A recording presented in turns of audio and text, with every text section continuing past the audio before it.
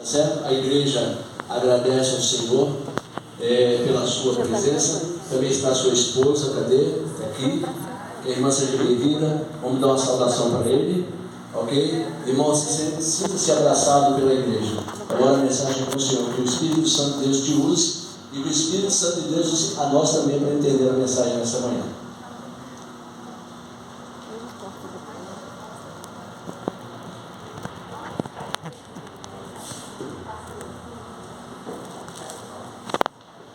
Irmãos, na pessoa do Carlos, eu quero agradecer toda a igreja a sua liderança.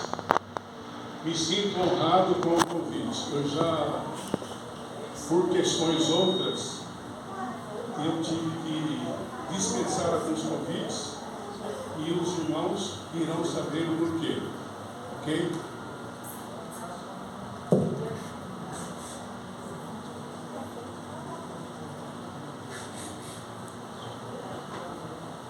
Bem, meus queridos, eu vou pedir aos irmãos que mais uma vez fica aí, por favor. Fica aí. Essa aqui é minha esposa. Amém. Ela é os meus braços, meus pés, a minha boca, é tudo para mim. Amém. Eu peço aos irmãos que fechem os seus olhos mais uma vez para que pudéssemos ter uma prece a Deus. Ok? Senhor, nosso Deus e Pai, o nosso muito obrigado, porque o Senhor nos trouxesse aqui em segurança e agora, nesse momento, nós estamos aqui prontos para que o Senhor fale aos nossos corações. Te agradeço, te agradecemos, aliás, em nome de Jesus. Amém. Irmãos queridos, hoje será algo diferente. Eu peço aos senhores que não vão embora, por favor. Ok? Se eu extrapolar um pouquinho, eu peço a vossa generosidade de não ir embora.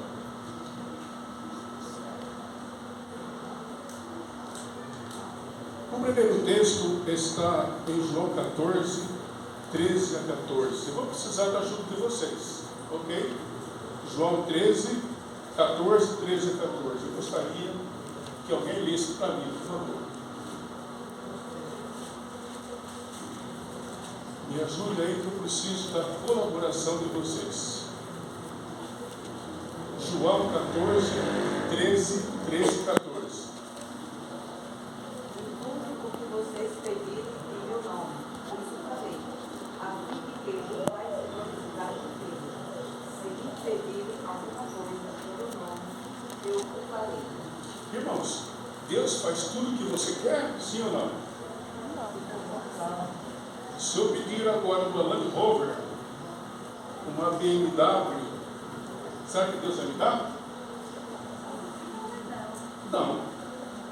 Deus só nos dá aquilo que é necessário para nós. Uma oração que Deus não deixa de atender é aquela oração que você pede, ou seja, para que você melhore a sua vida espiritual. Essa oração, com toda certeza, Deus vai responder. Então, Deus só responde, muitas vezes, aquilo que nós pedimos, quando isso que nós pedimos será para a sua honra e glória, e não para o nosso ego. Porque muitas vezes, diz lá Tiago, às vezes nós pedimos mal, para gastar em nossas próprias vontades. Então nós temos que pensar bem quando pedimos alguma coisa a Deus. O segundo texto é Romanos 8, 28. Damião.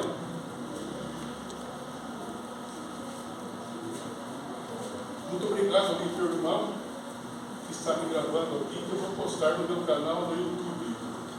Quem quiser acompanhar aqui no canal do YouTube é Conversa Franca.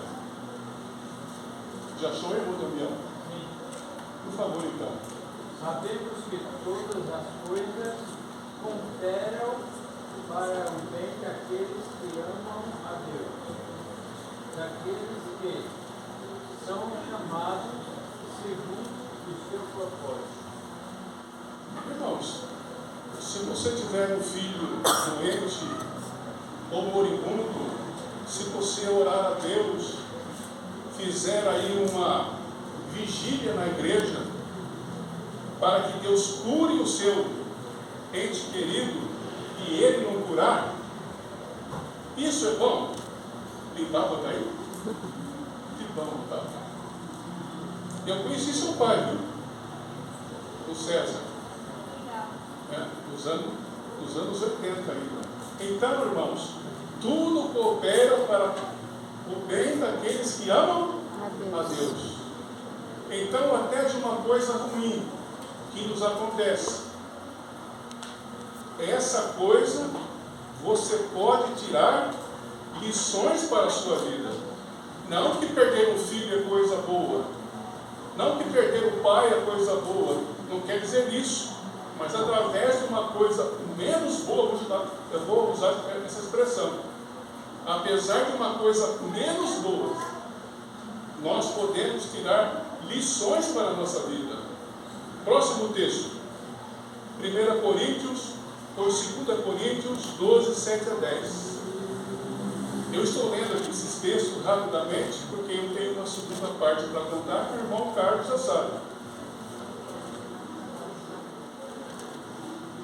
Está vendo aqui, ó, a esposa já mandou em mim aqui, viu?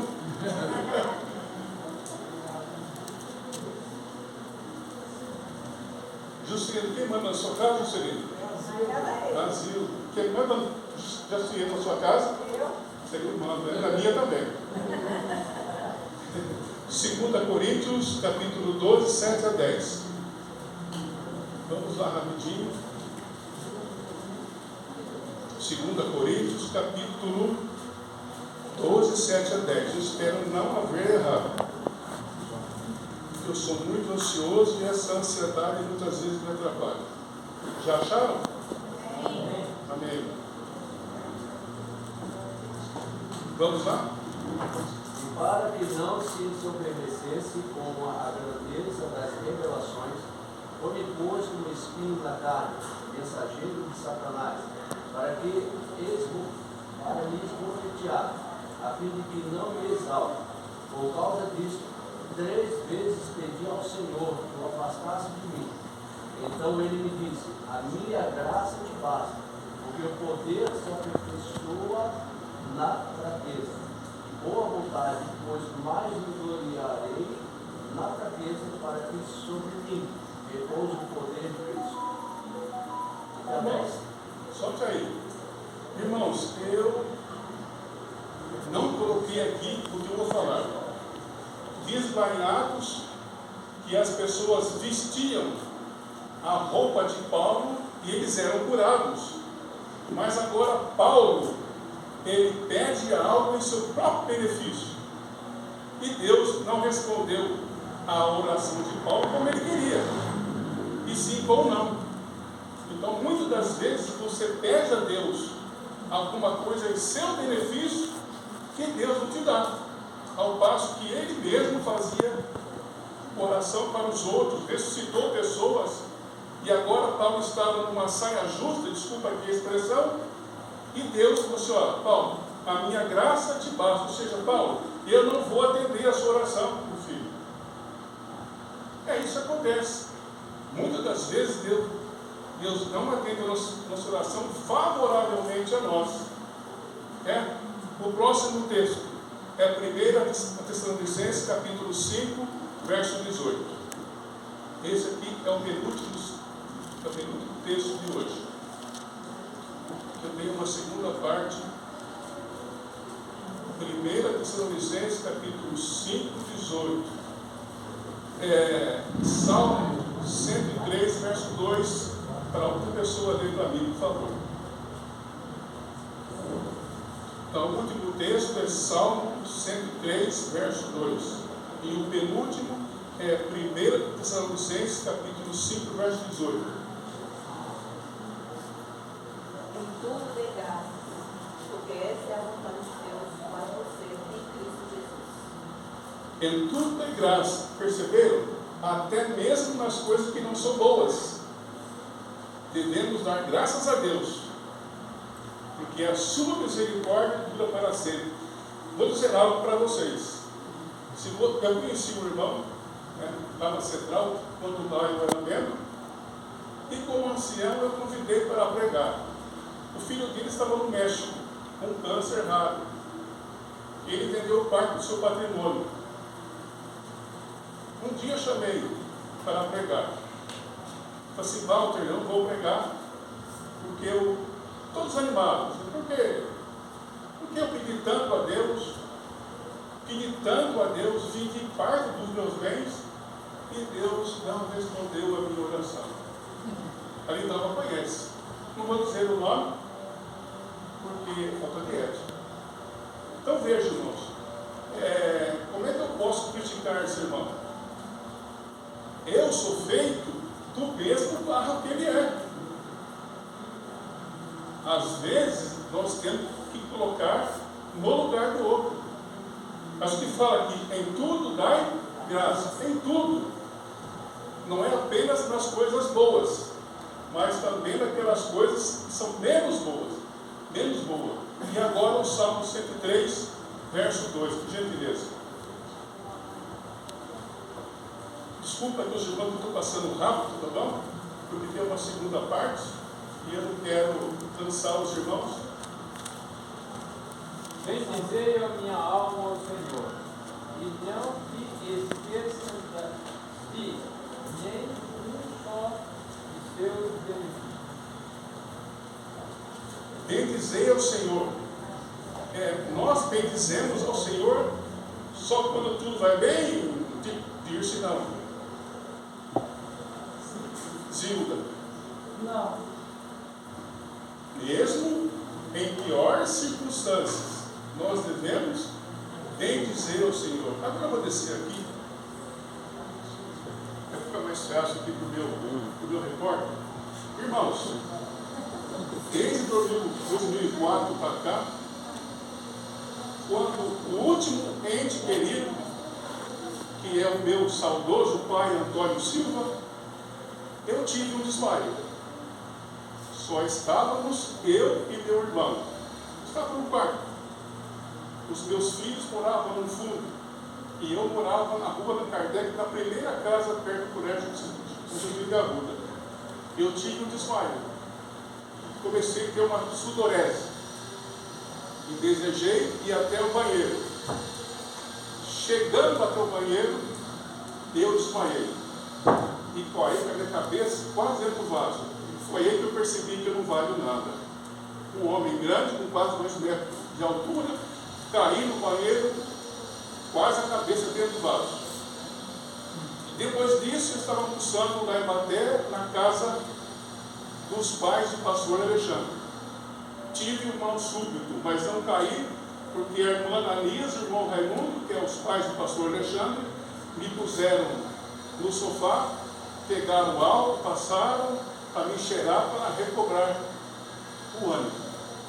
De lá para cá eu tive vários desmaios. A minha esposa sabe disso, porque já estava casado com ele. Tive vários desmaios, vários. Uma vez eu tive um desmaio que eu ficava urrando, e parecia que eu ia ter um infarto. Depois disso, vou contar para vocês, a minha esposa estava brava comigo. Ela não sabe disso. E eu saí de casa para que as coisas não ficassem ruins. Né? Porque uma coisa eu aprendi e tenho escrito hoje: se a sua companheira ou esposa estiver brava com você, não discuta com ela. Uma hora ela vai parar. Se estiver casado aqui, aprenda comigo. Se a sua esposa estiver brava com você, a sua namorada ou companheira estiver brava com você, não discuta. Fique quieto, uma hora ela para. E aí, irmãos, as coisas foram acontecendo em forma gradativa e não num tempo curto. Os meus desmaios, eles eram longos e também depressa eu recobrava o ânimo. Muitas das vezes o meu enteado, que eu considero como filho, o irmão, o Elijão, correu comigo várias vezes, de casa para a UPA aqui. E uma vez eu estava na igreja, e o pastor Mateus, nosso pastor à época, já ia pregar. E a minha esposa, eu falei para ela assim, amor, eu estou passando mal, eu vou lá fora. E quando eu saí lá fora, ela viu que a minha perna, né, ela fez assim, falou, segura ele. E o Werber Riss, que é filho de Humberto Riss, foi lá, me pegou, e eu não cheguei a cair, me puseram numa cadeira, depois no carro, me levaram para a UPA de Santo Feliz, passei pelo médico, sentamos, né, amor? Sentamos num banco lá fora para esperar a pessoa que viria me buscar. O Edjão, o meu filho do coração. Fiquei pouco tempo ali. E nesse tempo, nesse inteirinho em que eu esperava o Edjão, eu tive outro desmaio. E a minha esposa caiu comigo. Porque ela foi me segurar, certo? E a gente mais pesado que ela, e ela caiu comigo. Para encurtar, na última vez que eu tive o desmaio foi na chácara do Leandro, que é o primo do Flávio Costa, certo? Fui lá arrumar um trabalhinho para fazer um biquinho com ele.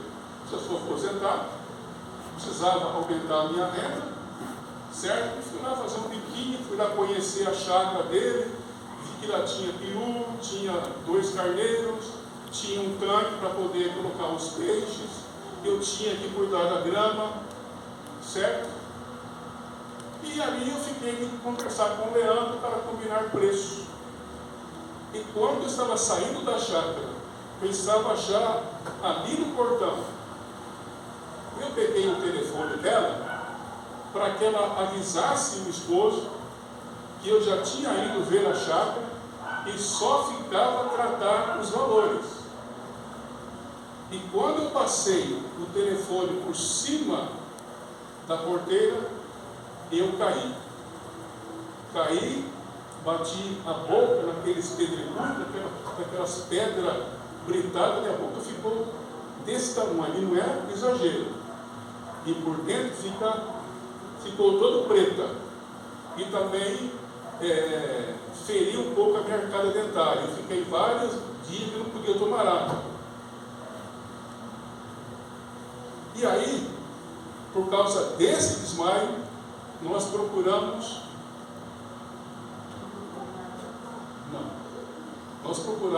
um médico da Amor Saúde. Ele nos pediu um exame. Isso. Pediu um exame, pediu 3 exames.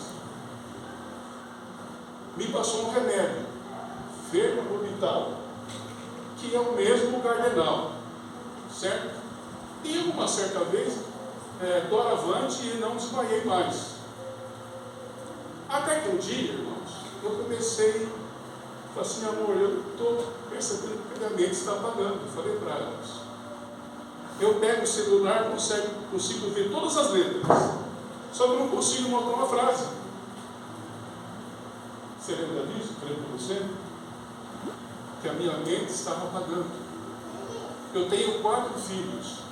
Eu sempre digo o nome deles de cima para baixo.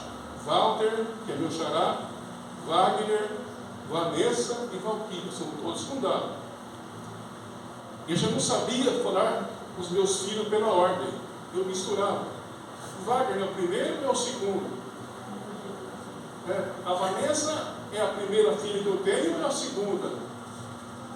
Então estava ficando confuso. E um dia, fazendo caminhada ali perto de casa, perto daqueles condomínios que ele estava querendo viver, quando eu acabei de fazer a caminhada, vinha vindo 2 amigos dela, e eu caí em cima dessa perna. E eu caí. Não desmaiei naquela ocasião. Eu caí. Certo? Aí eu pedi para eles me comprar alguma coisa para eu comer.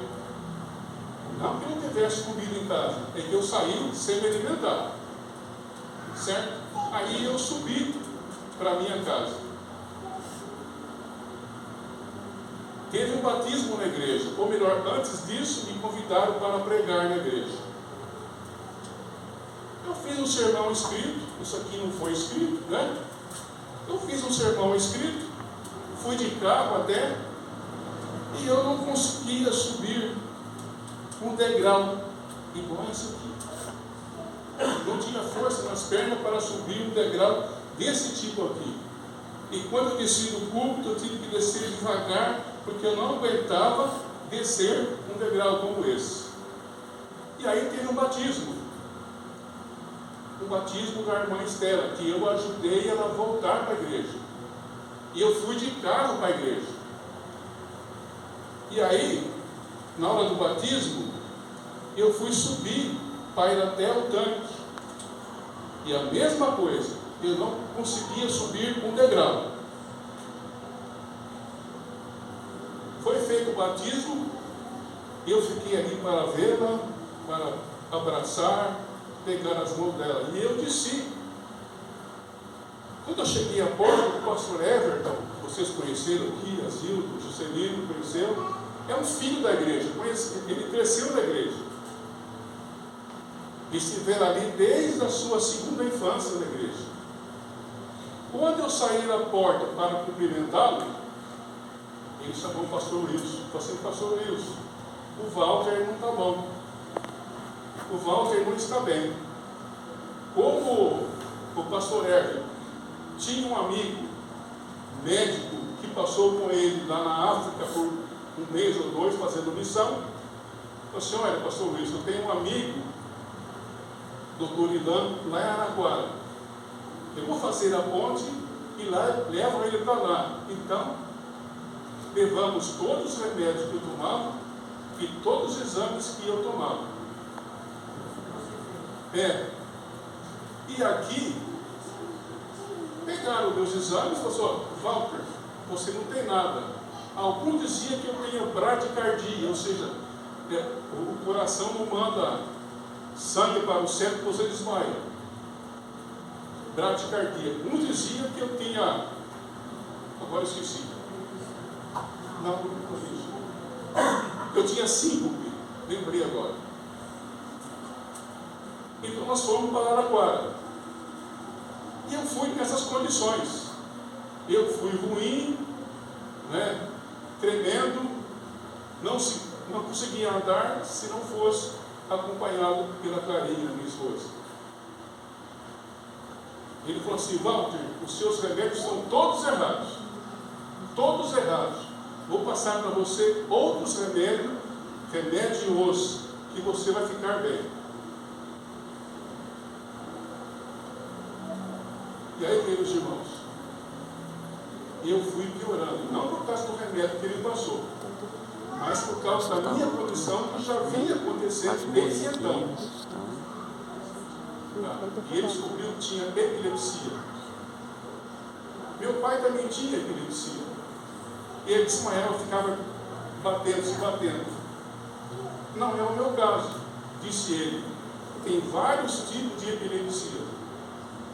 O meu sobrinho, Júlio César, também fez um exame de imagem e constou também que ele tinha alguma coisa no cérebro. Então isso eu quero crer que é genética. E aí, eu já estava ruim, falei assim: agora eu preciso do médico. Eu disse: não, porque eu não estou bem. Devetômetros, né? Eu estou aqui fazendo um resumo, né? E aí nós fomos para a UPA. Falei assim: vamos ver o seu feliz, eu mais perto. Eu falei assim: não, por que não? Porque a UPA da Vila Nova é bem melhor. E como de fato, é bem melhor mesmo, porque todas as UPA aqui são caras. Fomos para lá, e lá chegando, passei no médico plantonista, ele deixou ali em observação, me colocou o som, deixou o scalp ali, se caso precisasse tomar soro mais, já tinha o scalp ali. E aí me colocou numa cama, né? E eu fiquei naquela cama, ali, também tinha o irmão nosso ali, o irmão Darcy, e depois nós chamamos o Valtinho. Isso, chamamos o Valtinho. Djalma, aliás. E aí, precisava me internar. E para internar, não tinha vaga no hospital da Santa Casa. Não tinha vaga ali. Tinha uma vaga para Ribeirão Preto, que fica a 110 km daqui, tinha uma vaga em Araraquara, que fica a 40 km daqui, e tinha uma vaga em Américo Brasileiro, que é só por uma rua você está lá. Dizia minha esposa, se você for para Ribeirão Preto, para Araraquara, como é que eu vou fazer? Para te visitar, para te assistir. Mas passou ali alguns minutos, alguns segundos, saiu uma vaga aqui em São Carlos.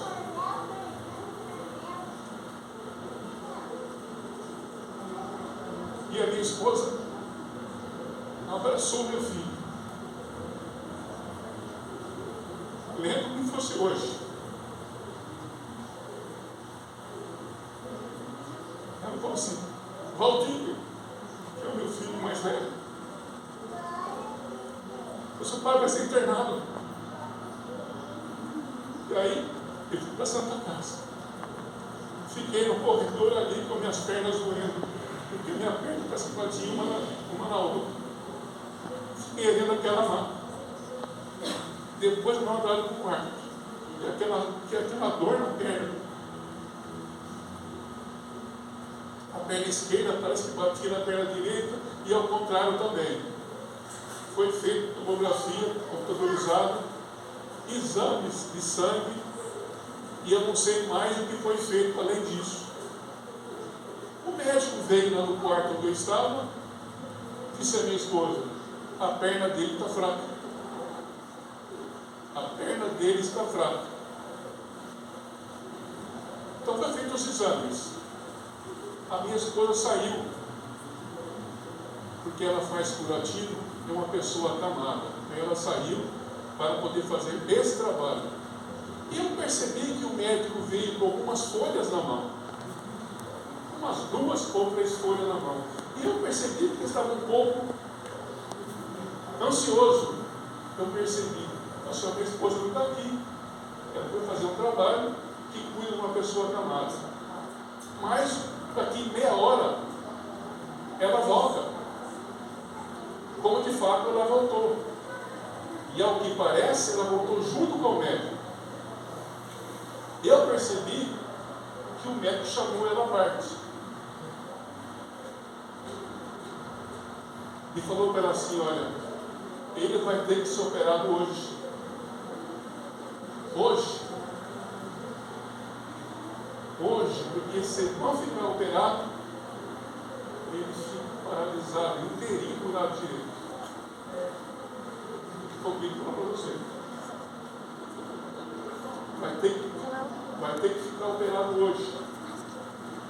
Repito de novo, se não operar hoje, ele ficará paralisado do lado direito.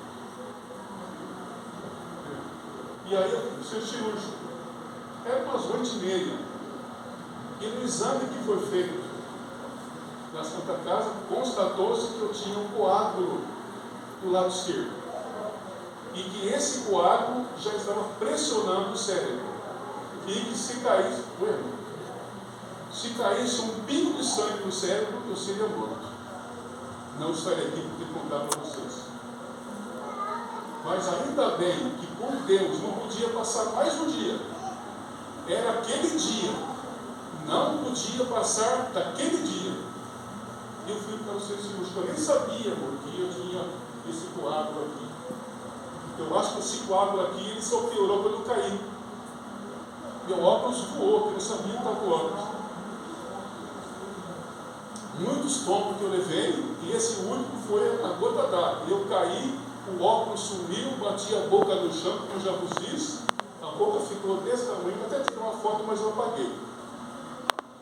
A minha boca aqui, o lábio, ficou, estou repetindo, ficou todo preto por dentro. Fui para o centro cirúrgico, foi feita a cirurgia. Assim que acabou a cirurgia, já saí conversando na maca. Falei assim, onde você vai comigo? Você por acaso é o Rubinho Barrichello ou outra coisa? Já saí falando, tá?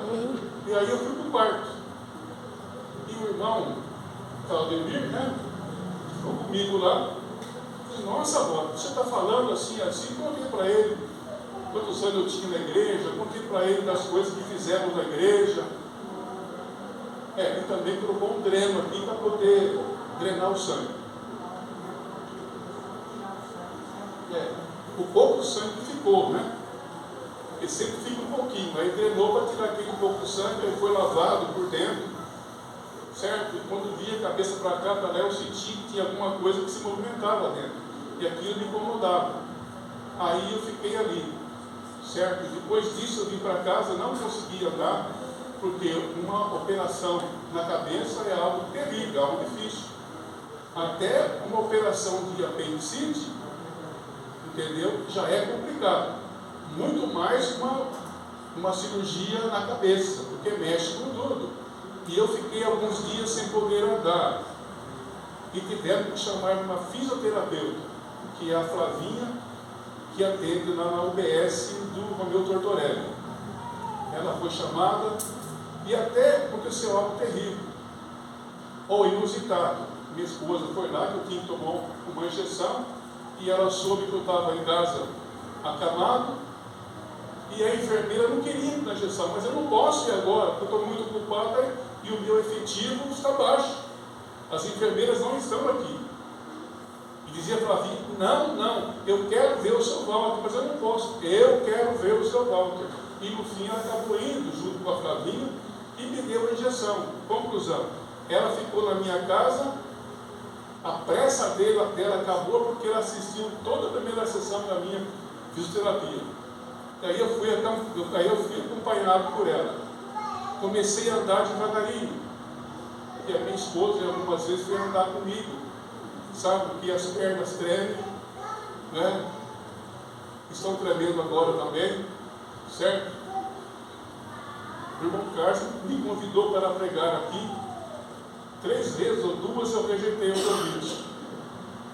Mas eu prometi, irmão Carlos, prometi para Deus, assim, se eu tiver,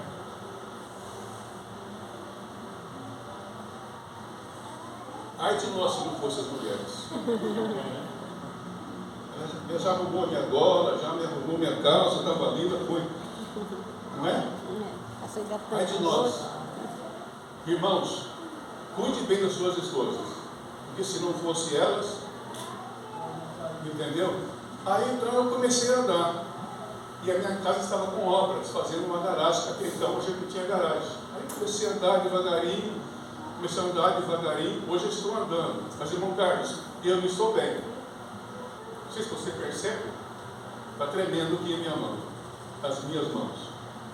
Mas como eu fiz um voto para Deus, que se eu tivesse uma oportunidade, eu queria contar o meu testemunho. Eu não deveria nem aceitar hoje o seu convite, irmão Carlos. Estou aguentando sim. A bem da verdade, irmão Carlos, eu não deveria nem aceitar o seu convite hoje.